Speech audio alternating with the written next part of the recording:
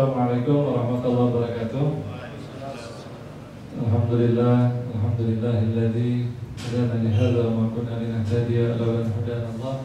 Asyhadu an la ilaha illallah wa asyhadu anna Muhammadan abduhu wa rasuluhu la nabiyya ba'dah. Ikhwan wa akhwat fillah rahimakumullah, saudara-saudariku sekalian, alhamdulillah kita bersyukur kepada Allah masih diberikan banyak nikmat, ya.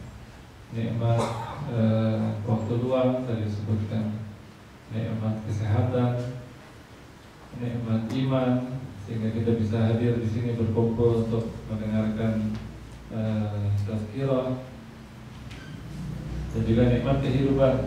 Ya, alhamdulillah kita semua masih hidup, ya.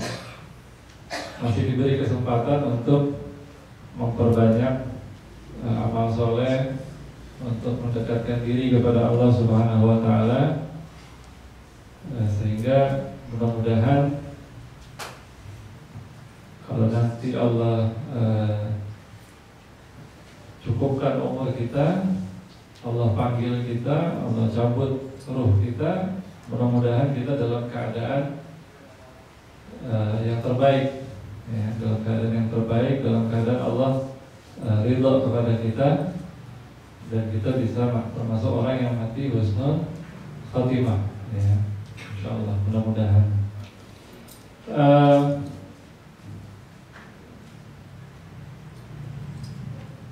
Saya ingin memulai dengan sebuah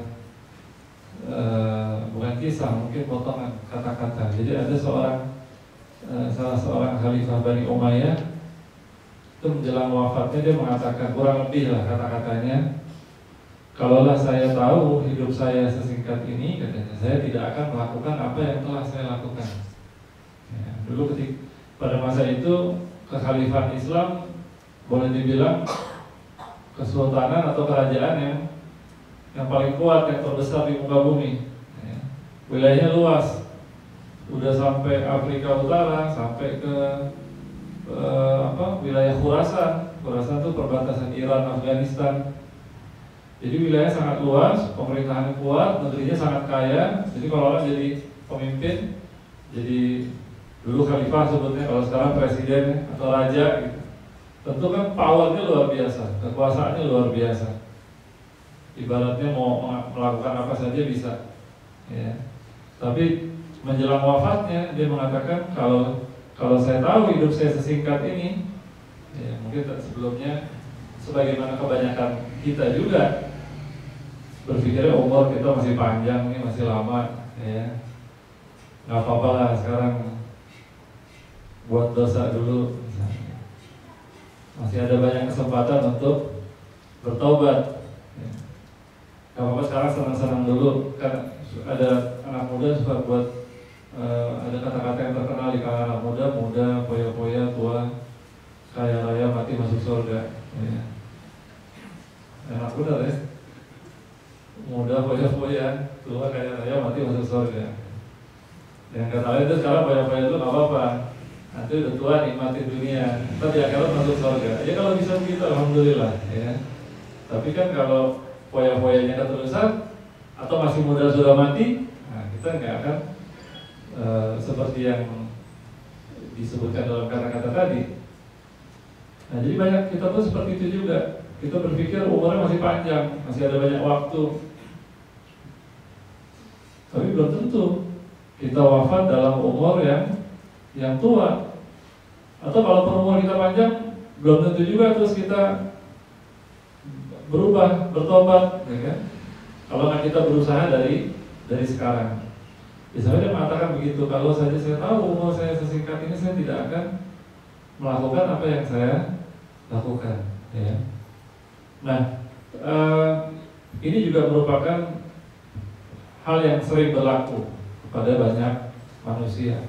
Nah, kita perlu ingat bahwa hidup ini sebetulnya sangat singkat, ya, hidup ini sangat singkat. Bahkan walaupun umur kita panjang, ada riwayat yang menyebutkan Nabi Nuh alaihissalam ketika ditanya tentang kehidupan, dia mengatakan kehidupan ini seperti saya masuk ke dalam satu rumah melalui satu pintunya, kemudian saya keluar lagi melalui pintu yang lain. Padahal Nabi Nuh alaihissalam dakwahnya saja 950 tahun, umurnya lebih dari itu. Tapi ketika ditanya tentang kehidupan, seperti masuk rumah terus keluar lagi. Karena memang umur yang panjang itu kalau dibandingkan kehidupan di akhirat nanti menjadi sangat singkat, menjadi sangat tidak berarti. Apalagi kita sekarang yang umurnya pendek-pendek. Ya, umur umat Rasulullah SAW ini hanya 60-an kebanyakan. Ada yang lebih, alhamdulillah kalau dikasih umur panjang dan banyak amal solehnya, ya, alhamdulillah. Tapi banyak juga yang belum sampai 60 sudah meninggal. Ada yang orang sekarang umur 40 udah sakit-sakitan. Ya nggak kayak orang dulu ya. Masya Allah, generasi orang tua kita. Saya masih ketemu sahabat-sahabat ayah saya misalnya. Ada 1-2 yang pernah satu kali datang ke rumah. Dulu saya tinggalnya di Kuitang, Jakarta Pusat. Sekarang udah pindah di Pasar Minggu. Ibu saya di Condet, mertua di Pasar Minggu. Jadi ada seorang orang tua waktu datang mampir ke rumah, ngobrol-ngobrol, kemudian kita tanya dari mana? Dari rumah, rumahnya di Kalibata. Rumah di Kalibata. Naik apa? Jalan kaki. Dari Kalibata ke Kuitang, Jakarta Pusat, jalan kaki. Ya. Entah dari sini mau terusin lagi jalan ke mana. Masih ada tuh satu generasi sebelum kita yang kesehatannya seperti itu, Masya Allah. Zaman sekarang jangankan yang orang tua, ini orang tua, ya umurnya udah di atas 50 seingat saya ketika itu. Zaman sekarang umur 30-an, 40-an aja sudah banyak ya, udah mulai sakit-sakitan, ya. Banyak yang kondisinya tidak sebaik dulu. Oh, juga meninggalnya lebih cepat juga banyak. Nah, makanya kita harus hati-hati dengan banyak contoh-contoh yang ada di sekitar kita. Ya. Nah, kita sama-sama tahu bahwa dalam Quran juga dikatakan kullu nafsin dha'iqatul maut, bahwa semua orang pasti akan menemui apa yang namanya kematian. Semua orang pasti akan mati. Ada di sini yang nggak akan mati? Nggak ada ya. Atau yang punya cita-cita nggak mau mati, mau hidup 1001 tahun lagi atau 1000 tahun lagi seperti puisinya Khairil Anwar misalnya. Ya, kalau maunya sih iya, saya mau hidup 1000 tahun lagi. Ya, kalau maunya, inginnya seperti itu, tapi kenyataannya kan nggak bisa. Ya, semua orang pasti akan mati. Tidak ada yang bisa menolak kematian. Ya. Dan karena kita semua akan mati, maka kehidupan ini menjadi kecil sekali nilainya. Yang kita lihat hebat sekalipun, pada hakikatnya sebetulnya tidak berharga atau tidak begitu berharga. Kita sering kagum kalau melihat orang punya rumah bagus, Masya Allah rumahnya bagus, ya. Kemudian punya mobil baru, mobil bagus, mobil Mercy lah, BMW lah, atau apalah, mungkin mobil sport, ya. Apa mobil sportnya? Selo. Oh, belum dapat izin tapi ya. Orang punya mobil bagus, misalnya Ferrari atau apalah, ya. Kita kagum. Ya. Ya kalau kagum yang biasa saja sih nggak apa-apa. Kalau yang laki-laki dia suka ada mobil bagus juga. Tapi jangan sampai terus kita memandang secara berlebihan, wah ini orang hebat apa segala macam. Padahal kita nggak tahu. Dan memang pada hakikatnya semua yang bagus-bagus itu pada akhirnya akan sirna, ya kan? Dulu ada seorang raja punya istana di sebuah bukit yang indah, bagus. Istananya juga sebetulnya lebih kayak kota berbenteng, kota kecil, ya. Dia memimpin di situ. Bentengnya bagus, sangat kokoh. Kemudian ketika setiap kali ada orang datang, turis lah. Kalau dulu musafir ya, musafir datang berkunjung, kalau ada yang mampir ketemu sama dia ditanya, minta pendapat selalu, bagaimana pendapat kamu tentang istana ini, benteng ini. Mereka rata-rata memuji, Masya Allah, ini istana yang hebat, kokoh, kuat, indah. Ya. Satu kali ada seorang rombongan musafir datang, seperti biasa dijamu sama dia, terus dia tanya, apa pendapat kalian tentang benteng ini, tentang istana ini? Mereka menjawab, iya ini istana yang bagus, benteng yang bagus, tapi sayang. Mereka bilang begitu. Nah, dia mulai, si raja ini mulai nggak enak hati nih, kok dibilang sayang, apa yang kurang ya? Kenapa sayang? Iya sayang, karena biar bagaimanapun satu saat nanti benteng ini pasti musnah dan pemiliknya pasti mati. Ya. Atau ada riwayat ya, kisah lain yang mirip, para musafir itu mengatakan, tapi sayang, yang memiliki ini pasti mati dan nanti akan digantikan oleh orang lain. Ya. Nah, dia mengingatkan tentang kematian. Jangan terlalu kagum dengan dunia ini. Wah hebat, indah, luar biasa. Jangan lupa, satu saat kita akan berpisah, nggak akan seterusnya tinggal di istana itu. Dikuburnya boleh di situ, tapi negerinya sudah negeri yang berbeda. Ya. Nah kita juga perlu sering-sering. Kalau Allah kasih rezeki, alhamdulillah bisa punya kendaraan bagus, punya rumah bagus, nggak apa-apa selama disyukuri. Tapi jangan lupa bahwa ada masanya nanti kita akan berpisah dengan semua itu. Kan Nabi juga udah ngingetin kalau kita meninggal, semua orang meninggal, ya, saudaranya ikut, hartanya ikut, ya. Tapi semua itu akan pisah dengan dia. Udah selesai, hartanya pulang. Nah kalau sebagian orang dari kalangan lain, misalnya orang-orang ada yang percaya, misalnya kalau meninggal itu dibikinin duit-duitan, dibikinin rumah-rumahan, ya. Katanya nanti dibakar, nanti kekirim ke sana katanya gitu. Kepercayaannya begitu, ya. Tapi kalau kita diberitahu dalam Quran, dalam hadis nggak seperti itu, nggak bisa. Harta nggak bisa dikirim ke sana, bagaimanapun caranya. Bisa dikirim ke sana, kita sedekahkan dengan amal kita, kekirim ke sana. Ya, kalau kita mau kirim nanti supaya di akhirat kita punya rumah bagus, bisa punya kendaraan yang bagus, bisa senang hidup kita di akhirat. Nanti kita kirim harta kita ke sana. Ya, dengan kita sedekahkan, kita banyakkan amal kita. Nah, Nabi udah ingatkan, nanti kita meninggal ke kuburan, nggak ada yang nemenin kita, hartanya pulang. Orang yang datang, saudara dekat kita, kawan, akrab kita, nggak ada yang mau nemenin di dalam kubur. Semua akan pulang. Kita sendirian, yang menemani hanya amal kita. Ya. Nah, kita juga dianjurkan untuk takziah, kalau ada yang sakit atau ada meninggal kita datang, atau kita ziarah kubur untuk mengingatkan diri kita bahwa satu saat nanti kita bakal masuk kubur juga. Ya, kita ingat kalau kita takziah, kita kadang-kadang orang suka lupa, ya. Dia ada yang meninggal, dia datang mungkin sekedar memenuhi kewajiban sosial sebagai temannya, sebagai saudaranya, ya. Nggak enak kalau nggak datang. Tapi ketika di sana ketawa-ketawa, ya. Ngobrol macam-macam tentang dunia nggak apa-apa sebetulnya kalau ketemu orang bincang-bincang yang wajar, tapi jangan lupa sebetulnya kita hadir itu untuk mengingatkan diri kita juga bahwa satu saat kita pasti akan mati juga.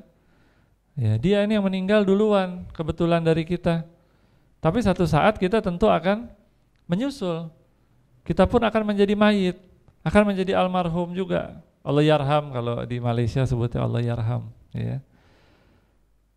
Kita bisa punya gelar macam-macam, tapi satu saat nanti gelarnya pasti sama, ya. Yaitu sebagai orang yang sudah meninggal, ya.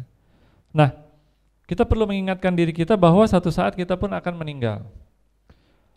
Disebutkan di sebuah kitab, kalau nggak salah di Ihya Ulumuddin Imam Ghazali, ya, ada satu bab tentang mengingat mati, tentang maut. Ada banyak riwayat-riwayat yang menyentuh di situ. Di antaranya ada ulama yang berkata menceritakan bahwa ketika ada seseorang meninggal, biasanya saudara-saudaranya akan nangis, ya kan, sedih karena ditinggal oleh si yang meninggal ini. Dia akan menangisi orang yang meninggal. Itu ada riwayat mengatakan malaikat maut itu yang habis mencabut nyawa orang yang meninggal tadi, ya, melihat orang-orang yang menangis itu, dia akan berkata, kalau saja kalian tahu tentang kematian, kalian tahu tentang apa yang terjadi pada si mayit ini, kalian akan berhenti menangisi si mayit dan kalian akan mulai menangisi diri kalian sendiri. Ya. Kalau kalian tahu seperti apa kematian, beratnya mati, sakitnya dicabut ruh kita dari jasad kita, tahu apa yang akan didapati orang di balik kematian, kalau dia amalnya kurang, banyak maksiat, tahu apa yang akan dihadapi nanti di dalam kubur, tahu apa yang akan ditemui nanti di padang mahsyar, tahu seperti apa akhirnya nanti, apakah masuk surga atau neraka, seperti apa beratnya di akhirat. Kalau saja tahu semua itu, tahu seperti apa sakitnya waktu seorang dicabut ruhnya, kalian gak lagi nangisin ini orang, tapi akan menangisi diri sendiri. Mulai memikirkan tentang nasibnya sendiri, bagaimana nasib saya nanti. Ya. Nah, kita makanya perlu banyak-banyak mengingat tentang kematian. Apalagi kita nggak tahu kapan kita akan mati. Ada yang tahu di sini kapan akan meninggal? Ada nggak? Nggak ada. Kebanyakan kita nggak tahu kapan kita akan mati. Ada segelintir orang, sedikit orang yang Allah berikan kelebihan, dia tahu kapan dia mati. Ada, saya baca beberapa kisah, tapi sedikit sekali ya. Orang-orang ini punya kelebihan mungkin ya. Saya pernah baca satu kisah, ada seorang ulama, seorang ustadz. Dia bukan orang terkenal, tapi dia sehari-hari mengajar Quran. Tiap pagi rutin dia mengajar Quran, ya, di sebuah surau, sebuah musola atau masjid. Tiap pagi. Sampai pada suatu hari selesai mengajar, dia ngomong sama murid-muridnya ini, masih muda-muda ini. Ini yang cerita muridnya. Jadi kami nggak menyangka hari itu dia akan meninggal, tapi pagi itu dia agak lain. Dia minta maaf kalau selama ini ada kesalahan, minta dimaafkan secara khusus, ya. Kemudian ada beberapa hal lain yang dia sampaikan yang tidak seperti biasanya. Mereka nggak ada pikiran apa-apa. Kemudian udah setelah itu bubar, murid-muridnya pulang, dia pun pulang ke rumah. Pulang ke rumah, istrinya cerita nanti belakangan. Sampai di rumah hari itu pun dia nggak biasa, ya. Dia mandi, kemudian dia makan. Waktu dia makan, selesai makan, dia bilang sama istri saya, nanti saya jam 10 saya meninggal. Saya lupa pada kesempatan dia udah ngomong atau belum. Tapi yang pasti dia minta maaf, tolong maafkan kalau saya ada kesalahan, ya. Sampai istrinya heran, ada apa kok minta maaf secara khusus. Tapi istrinya nggak mikir apa-apa. Habis itu yang setelah mandi itu dia pakai wangi-wangian, seperti pada hari Jumat dia punya kebiasaan begitu juga. Kemudian dia sholat duha, dia baca Quran, dia duduk di satu tempat, memang kayak musola kecil di rumahnya, dia baca Quran sampai jam 10 kurang 10 menit.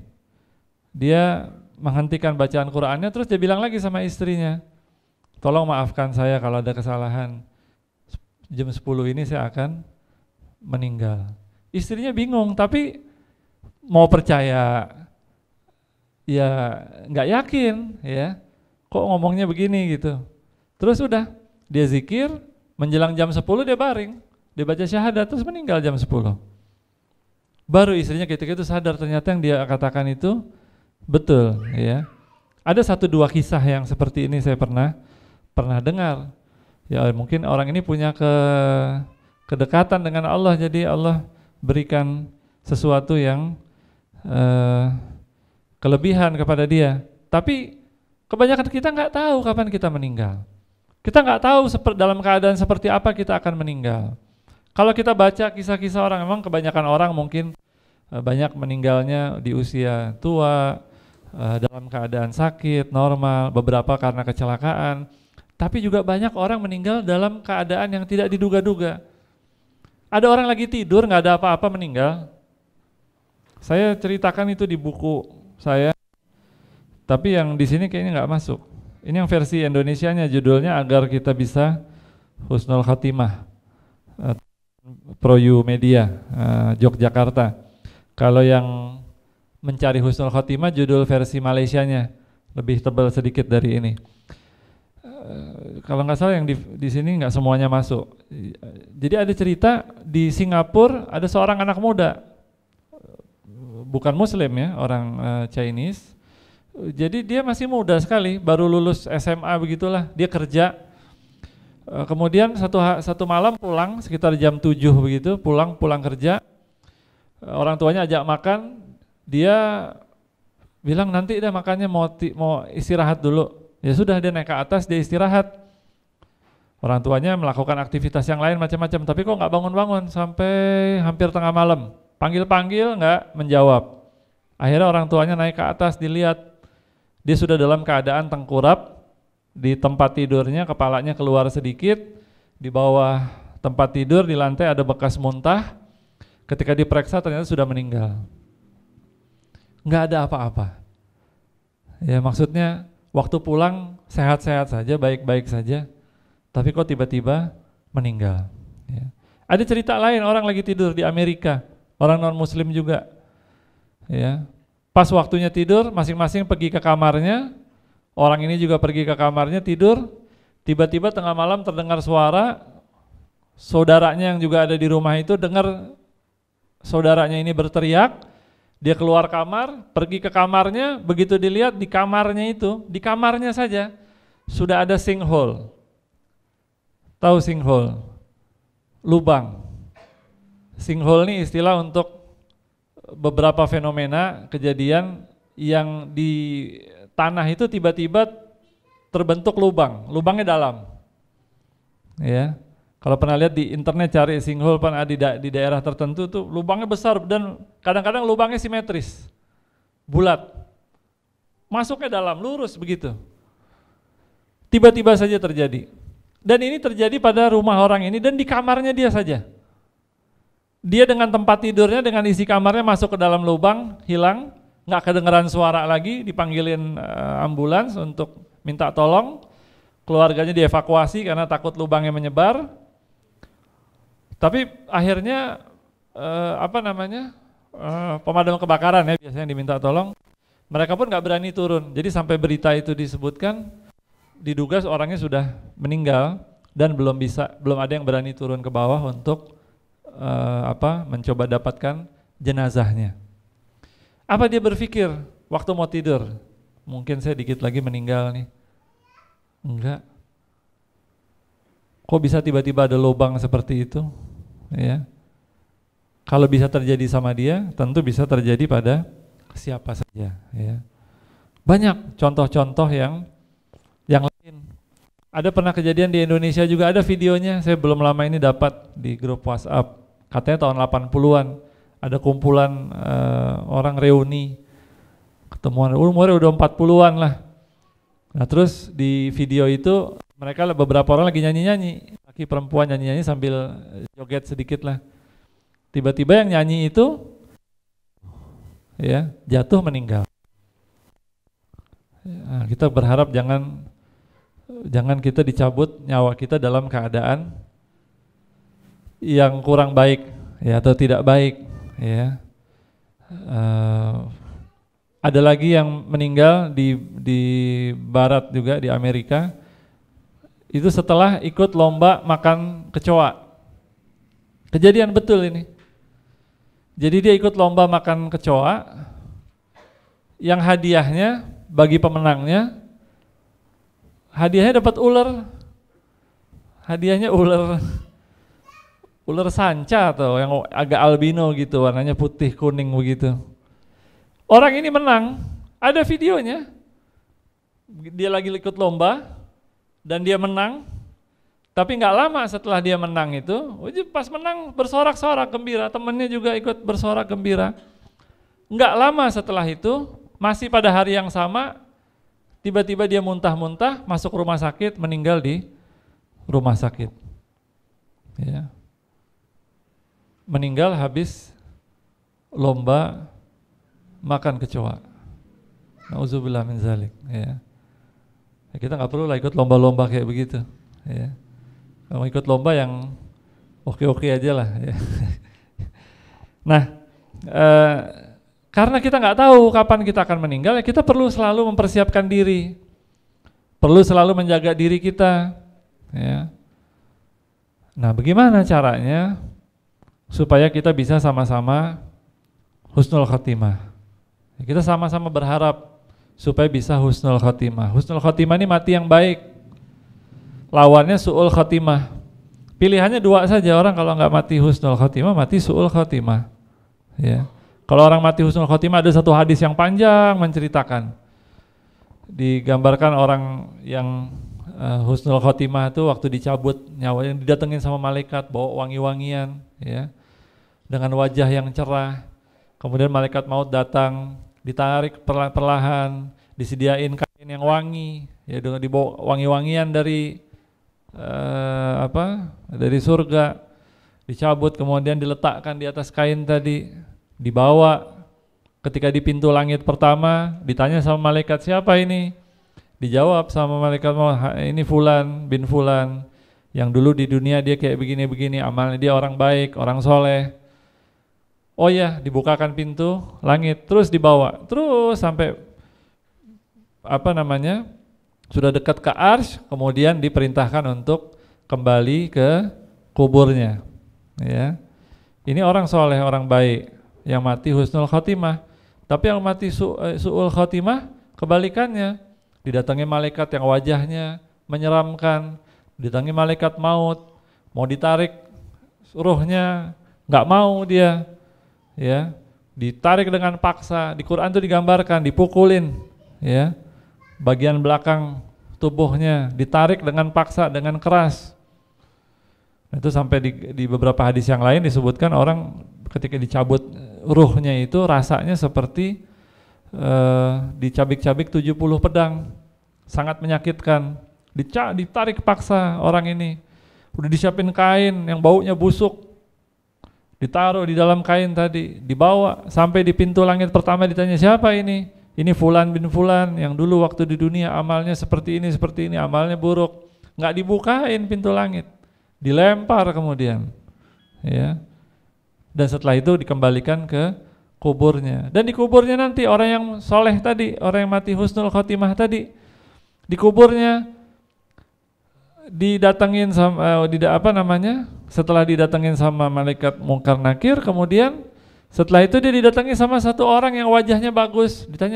Dia nanya, kamu tahu nggak saya siapa? Saya nggak tahu. Saya ini amal baik kamu. Saya amal baik kamu. Dan setiap sore, setiap pagi dibuka di kubur itu, dia buka satu pintu yang menunjukkan tempatnya nanti di akhirat. Kalau di ahli surga nanti dia masuk surga, dibuka, kelihatan surga, anginnya masuk. Yang su'ul khotimah begitu juga, dibuka pintu ke neraka, dikasih unjuk nanti kamu bakal masuk ke situ, ya. Nah, ini yang harusnya membuat kita selalu berusaha menjaga diri kita supaya kita bisa husnul khotimah. Nah, bagaimana caranya supaya bisa husnul khotimah? Ada beberapa kiat-kiat lah yang saya coba susun, yang kita bisa sama-sama usahakan, ya. Yang pertama, sering-seringlah mengingat kematian, ya. Banyak-banyak mengingat mati, zikrul maut, ya. Karena kalau kita ingat mati, kita akan tersentak, kita akan sadar. Kematian itu penasehat yang paling baik. Percaya nggak? Kita sama orang tua kadang-kadang nggak mau dengar, apalagi yang masih muda-muda nih. Ya, orang tuanya nasihatin melulu, dalam hati begitu. Ya. Padahal nanti kalau kita udah tuaan, udah punya anak, baru kita mikir, benar dulu orang tua saya, ya. Kayak gini nih rupanya ngedidik anak, ya. Kadang waktu kita masih muda, orang tua nasihatin nggak mau dengar. ada guru nasihatin kita suka nggak mau dengar. Ustadz nasihatin juga kadang-kadang nggak mau dengar. Tapi kalau sudah kematian yang ngasih nasihat, orang biasanya akan takut. Nggak percaya. Ada cerita. Ini cerita aja ya. Tapi cerita ini sebetulnya menggambarkan sesuatu yang benar juga. Kecuali nanti di cerita itu ada bagian yang akhiratnya itu kita nggak benarkan lah, kita nggak tahu di akhirat seperti apa kan. Jadi ceritanya ada satu Metro Mini yang isinya 30 penumpang berjalan ngebut, sopirnya jalan ngebut kan biasa kalau di sini ya.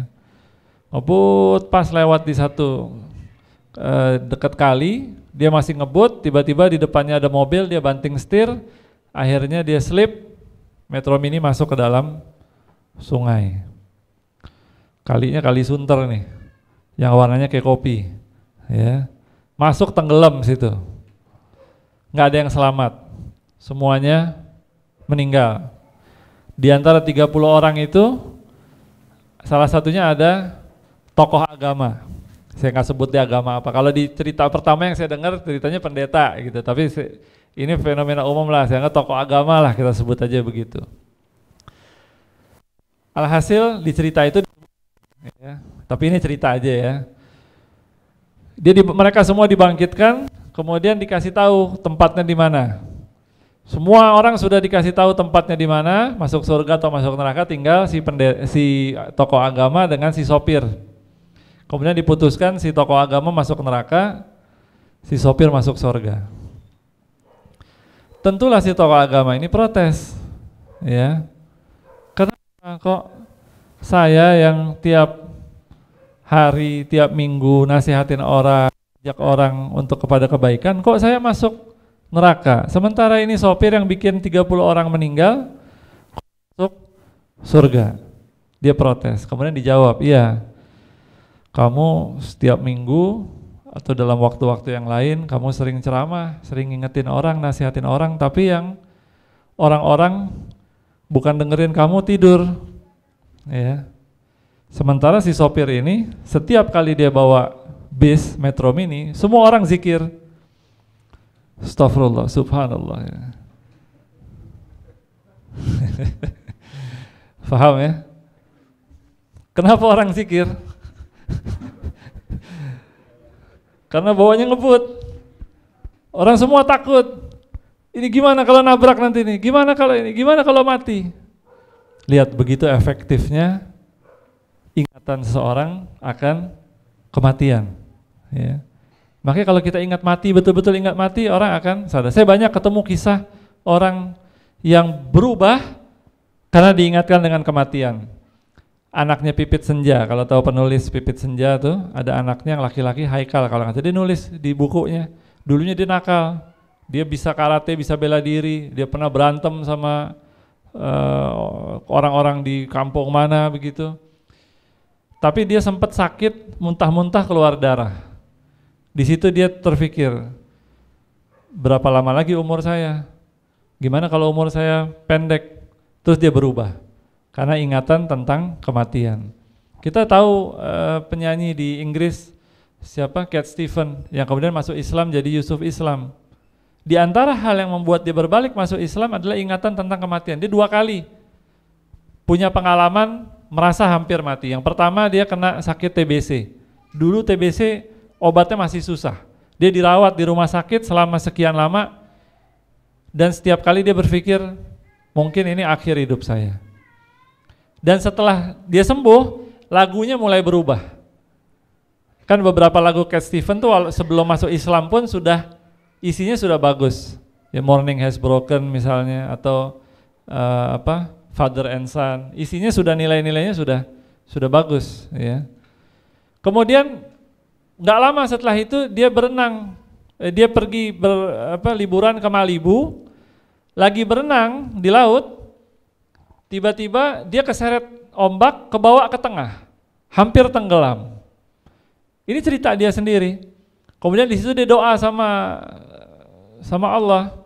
Doa dengan cara dia lah, doa dengan tulus. Dia belum masuk Islam ketika itu. Dia bilang, wahai Tuhan, kalau saya selamat, saya akan melakukan banyak kerja untuk kepentingan dakwah dalam faham dia ketika itu, ya. Dan ternyata setelah itu seolah-olah dia kebantu, kedorong oleh ombak lagi sampai ke pantai lagi. Selamat dia. Tahun berikutnya dia lagi ulang tahun, kakaknya ngasih hadiah Quran. Tahun 77 kalau nggak salah. Dia baca, akhirnya dia masuk Islam. Dan sampai sekarang Masya Allah, ya, dakwahnya di sana luar biasa. Jadi banyak orang ingat mati, betul-betul ingat matinya itu akan jadi sadar, ya. Jadi kita banyak-banyak ingat mati, insya Allah. Mudah-mudahan dengan begitu kita bisa lebih banyak menjaga diri kita. Kemudian yang kedua, apa caranya? Banyak-banyak doa, minta pada Allah, ya. Allahumma khtim bi husnil khatimah, ya Allah, matikanlah saya dalam husnul khatimah. Sering-sering doa minta pada Allah agar dimatikan dalam husnul khatimah. Saya sendiri kalau ditanya, kalau cuma punya satu doa yang dikabulin, kira-kira mau doa apa? Saya lebih memilih minta husnul khatimah. Karena kalau husnul khatimah insya Allah kesananya selamat, ya. Kemudian yang ketiga, nah caranya bagaimana supaya bisa husnul khatimah? Tapi semua ini nggak memastikan, ya, ini ikhtiar saja, ya, ikhtiar kita. Yang ketiga adalah memperbaharui iman dan tauhid kita setiap hari. Nah, tiap hari kita kuatkan keimanan kita, tauhid kita. Jangan kita syirik kepada Allah, jangan kita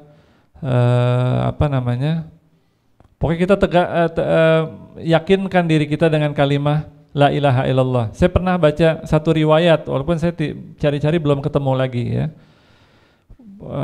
Riwayat itu menceritakan tentang pada zamannya Nabi Musa alaihissalam ada seorang alim meninggal pada waktu yang hampir bersamaan dengan seorang pelacur.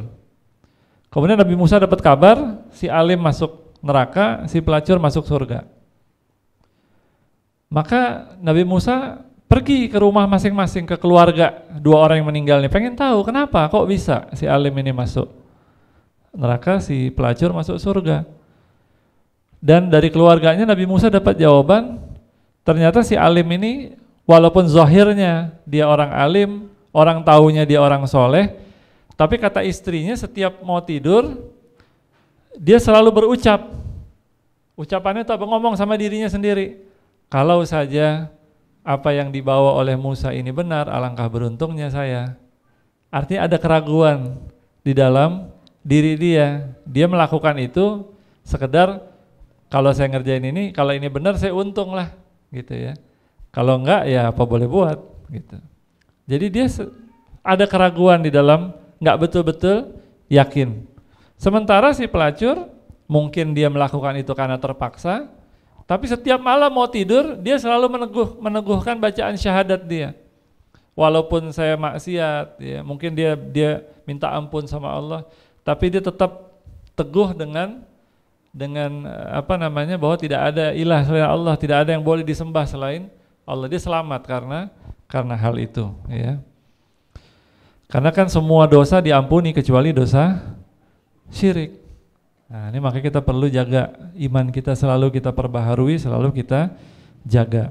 Kemudian yang keempat, jauhi maksiat dan perbanyak istighfar. Ya, jauhi maksiat dan perbanyak istighfar. Kadang-kadang kita sudah berusaha menjauhi maksiat, masih ada aja maksiat yang kita lakukan, dosa besar ataupun dosa kecil. Ya, mudah-mudahan kalau di sini insya Allah dosa besar enggak lah. Tapi dosa-dosa kecil ini tentu banyak sekali, ya. Nah, kita perbanyak istighfar, minta ampun kepada Allah Subhanahu wa taala. Saya pernah ketika berkunjung ke seorang ustadz itu cerita menyebutkan kalau buat orang yang belum ada anak, ya, atau dia rizkinya kurang, banyak-banyaklah beristighfar. Dulu ada kisah Hasan Al-Basri didatengin orang ngeluh belum punya anak, bagaimana caranya biar bisa punya anak? Banyaklah istighfar, kata Imam Hasan Al-Basri. Kemudian orang berikutnya datang karena kekurangan rizki, banyaklah istighfar. Orang ketiga datang karena negerinya kering, hujan nggak turun-turun. Kata Hasan al-Basri, banyaklah istighfar. Ketika orang itu tiga-tiga udah nggak ada, murid-muridnya nanya, ya Syekh Hasan al-Basri, kamu kasih nasihat kok sama semua? Suruh banyak istighfar. Kemudian Imam Hasan al-Basri baca satu ayat Quran, ya, surat Nuh, ya. Dia perintah untuk memperbanyak istighfar, banyak-banyak bacalah beristighfarlah, minta ampun kepada Allah. Maka di ayat berikutnya disebutkan yursilis sama alaikum idrara, ya, wa yumditkum bi amwalin wa banin. Nah, setelah itu kata Allah, Allah akan turunkan hujan, Allah akan memperbanyak harta dan anak. Jadi orang istighfar di dunia sudah dikasih, apalagi nanti di akhirat. Kemudian saya ketika mau diceritakan itu, Ustadz tadi mau cerita seperti itu, dalam hati saya, oh saya tahu nih ceritanya, saya pernah dengar sebelumnya dalam hati saya. Kayak dianjurkan banyak-banyak baca istighfar, dalam hati saya udah tahu. Tapi kemudian beliau cerita, saya pernah ketemu orang yang dia itu istighfarnya sehari 30.000 kali. Saya langsung tersentak. Ya Allah, saya istighfarnya berapa kali sehari? Waktu diceritakan dalam hati saya udah tahu ceritanya nih, gitu ya. Ya diamalin juga lah. Tapi kalau dibandingkan yang orang itu amalkan, ini orang yang ditemui langsung, orang di Indonesia istighfarnya sehari 30.000 kali. Ya Allah, istighfar saya nggak ada apa-apanya, sedikit sekali. Sampai diceritakan orang itu kalau saya doa mudah sekali dikabulkan, ya. Saya nggak tahu orangnya siapa, tapi kita lihat begitu begitu banyak dia beristighfar, ya. Dan kalau kita mau 30.000 mungkin nggak bisa, tapi kalau separuhnya nggak bisa juga, sepertiganya. Kalau nggak sepertiga nggak bisa, 1/10-nya lah. Nggak bisa ya kurangin dikit lagi dari itu, ya. Tapi rutin kan membaca istighfar. Nabi aja yang maksum sehari 60-70 kali atau sampai 100 kali istighfar, maksum. Ya, kita dosanya banyak. Kemudian yang kelima, perbanyak amal soleh, ikhlaskan niat kita dan berusaha istiqomah dengan amal soleh tadi, ya. Nah, ini kiat kelima. Kemudian yang keenam, jaga wudhu. Ada ulama yang mengatakan kalau orang yang selalu menjaga wudhunya, maka dia tidak boleh dianggap kufur. Dia mesti termasuk orang mukmin, ya. Mesti termasuk orang mukmin. Kita menjaga wudhu, mudah-mudahan dengan begitu Allah juga menjaga diri kita. Kemudian yang ketujuh, senantiasa membasahi lisan dengan zikir, ya. Nah, kita sibukkan lisan kita dengan zikir, jangan gosip. Ada hadis menyebutkan kan, banyak hadis menyebutkan kalau kamu bisa jaga 2 hal, saya akan jamin kamu surga, yaitu apa yang ada di antara 2 bibir, apa yang ada di antara 2 paha, 2 kaki, yaitu jaga lisan, jaga kemaluan. Ya. Ada hadis lain menyebutkan berapa banyak orang tergelincir ke dalam api neraka lebih jauh daripada timur dan barat hanya karena ucapan dia. Nah, kan kita sering tuh salah ngucap, salah ngomongin orang, kata-kata yang tidak baik, memfitnah orang, apalagi zaman sekarang nih. Gampang sekali fitnah orang. Belum tahu benar apa enggak, ya di Facebook atau di mana, kirim aja. Si fulan nih begini-begini, ya. Padahal belum tentu. Nah, kita sibukkan diri kita, perbanyak zikir, ya. Insya Allah berpahala zikir itu. Kemudian yang ke-8, pupuk keinginan untuk mati syahid. Nah, kita minta, niatkan dalam diri kita supaya kita mati syahid. Mati syahid nggak harus di medan perang. Ya kalau bisa di medan perang lebih bagus lagi kalau Allah buka kesempatan buat kita, ya. Walaupun kita takut juga kalau mau perang. Tapi kalau ada kesempatan itu, masya Allah, ya. Jangan bayangin seperti ISIS, tapi ya bunuh-bunuhin banyak Muslim sendiri yang dibunuh. Ini jihad yang betul-betul yang baik, gitu. Nah. Tapi juga selain itu banyak kesempatan syahid. Dalam hadis disebutkan orang kalau meninggal hari Jumat syahid, ya, husnul khotimah. Orang meninggal dahinya berkeringat, itu tanda husnul khotimah.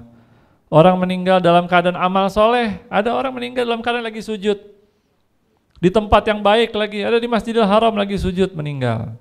Atau lagi di masjid, lagi sholat meninggal. Ada yang baru-baru ini lagi azan, pas selesai azan ngucapin la ilaha illallah meninggal. Dia bukan muazin, pas muazin lagi nggak datang hari itu, dia gantiin azan. Begitu selesai azan, kalimat terakhir la ilaha meninggal. Masya Allah. Kita minta niatin supaya mati husnul khotimah atau mati syahid. Ya, itu termasuk mati syahid juga.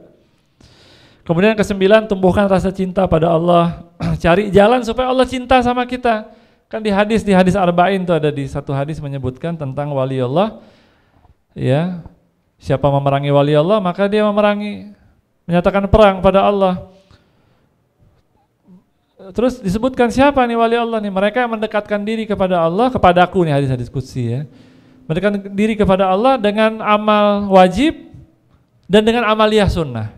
Sampai Allah mencintai dia. Kalau Allah sudah cinta sama dia, mata dia melihat dengan pandangan Allah, mendengar dengan pendengaran Allah. Ya. Nah, ya kita coba cari beramal sampai Allah mencintai kita. Kemudian yang ke-10, cintai Nabi, karena kita mengikuti risalah beliau, ya, pelihara sunnah Rasulullah SAW dan perbanyak selawat kepada Rasulullah SAW. Dan terakhir, karena waktu ini ya, yang ke-11, mungkin masih ada lagi poin-poin yang lain ya, tapi saya cukupkan sampai 11 ini. Senantiasa membersihkan hati dengan menghilangkan prasangka buruk terhadap muslim yang lain. Tidak mengharapkan sesuatu terhadap saudara kita melainkan yang baik-baik, ya. Kemudian selalu memaafkan kesalahan orang lain atas diri kita. Ada hadis kan, Rasulullah lagi duduk dengan para sahabat, kemudian Rasulullah bilang nanti sebentar lagi ada ahli surga masuk. Yang masuk orang yang nggak dikenal, lagi nenteng sendal, jenggotnya basah habis wudhu. Besoknya Nabi ngomong begitu lagi, yang masuk orang yang sama. Sampai salah seorang sahabat penasaran, datang ke rumah orang ini, terus dia ngasih alasan, saya lagi ada masalah di rumah, boleh nggak saya nginep di sini 3 malam lah paling tidak. Dikasih, karena dia pengen tahu ini orang amalnya apa. Sampai Nabi bilang kok dia ahli surga. Diikutin, malam bangun nggak? Malam ternyata nggak kelihatan bangun qiyamul lail. Tapi kalau kita bisa kita usahakan qiyamul lail lebih bagus tentunya ya. Tapi pada kasus ini kebetulan orang ini kok amalnya biasa saja. Nggak kelihatan amal yang khusus. 3 hari ini nggak ketemu amal yang hebat dari orang ini. Akhirnya pulang pamit, tapi masih penasaran. Dia cerita, sebetulnya saya nggak ada masalah di rumah. Saya kesini karena saya dengar Rasulullah ngomong begini-begini tentang kamu, bahwa kamu termasuk ahli surga. Tapi saya di sini saya kok nggak ketemu kamu ada sesuatu yang khusus. Apa sebetulnya amal kamu sampai bisa seperti itu? Dia bilang saya nggak ada sesuatu yang khusus, saya biasa saja seperti yang kamu lihat. Tapi pas dia mau jalan, orang ini manggil lagi. Mungkin kata dia, karena saya setiap malam saya selalu membersihkan hati saya, menghilangkan prasangka terhadap muslim, terus saya doakan saudara-saudara saya supaya dapetin kebaikan. Ya, ini susah juga nih. Kita kadang-kadang ada hasud sama orang lain, ada prasangka. Ya, kalau bisa seperti itu sampai hatinya bersih, ya. Doain ya Allah tiap malam kalau perlu, misalnya saya maafin orang yang buat salah sama saya.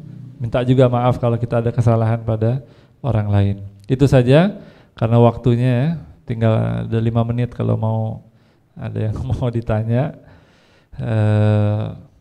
Mudah-mudahan apa yang disampaikan ini memotivasi kita. Saya malu dibilang ustadz sebetulnya, bukunya sebetulnya lebih kemotivasi, niatnya itu memotivasi orang supaya ingin atau berusaha husnul khotimah ya. Nah, mudah-mudahan kita termotivasi dan dan Allah sampaikan nanti di akhir umur kita sama-sama bisa meninggal dunia dalam keadaan husnul khotimah. Itu saja, lebih kurang saya mohon maaf. Wabillahi taufiq wal hidayah. Assalamualaikum warahmatullahi wabarakatuh.